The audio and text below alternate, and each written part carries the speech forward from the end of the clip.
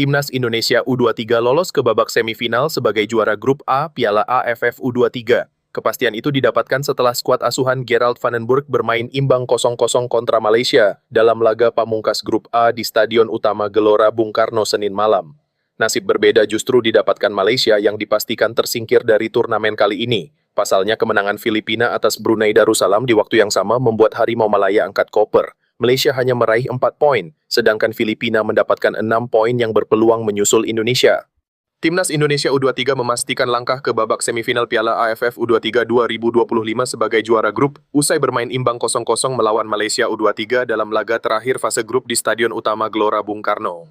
Hasil ini membuat Indonesia finish di puncak klasemen dengan raihan 7 poin dari 3 pertandingan 2 kemenangan dan 1 hasil imbang, unggul 1 angka dari Filipina U23 yang mengoleksi 6 poin. Sementara itu, hasil imbang tanpa gol ini justru menjadi akhir perjalanan Malaysia di turnamen. Tim Harimau Malaya Muda hanya mengumpulkan 4 poin dari 1 kemenangan, 1 imbang, dan 1 kekalahan. Sedangkan Brunei Darussalam menempati posisi juru kunci dengan 0 poin, menelan 3 kekalahan beruntun. Arkan Fikri dipastikan absen pada laga di semifinal Piala AFF U23 nanti yang akan diselenggarakan di Stadion Utama GBK karena belum pulih dari cedera. Sejumlah netizen pun mengungkapkan kesedihan dan merasa kehilangan setelah Arkan Fikri dipastikan absen. Hal tersebut diungkap manajer Timnas Indonesia U23 Ahmed Zaki Iskandar usai pertandingan melawan Malaysia. Di Timnas U23, Arkan Fikri jadi andalan lini tengah. Menurut kalian, siapa yang cocok gantikan posisi Arkan Fikri?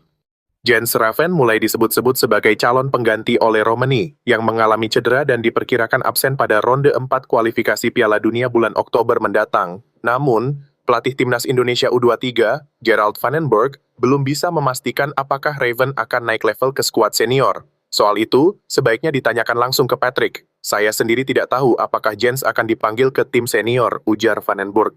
Menurut kalian apakah Jens Raven udah cocok dipanggil ke tim senior? Pelatih Harimau Malaya U23, Nafuzi Zain tertunduk lesu usai Malaysia U23 tersingkir di Piala AFF. Nafuzi Zain tak kuasa menutupi kekecewaan di konferensi pers setelah pertandingan selesai. Kami gagal melangkah ke semifinal, tapi saya bangga dengan permainan anak asuh saya.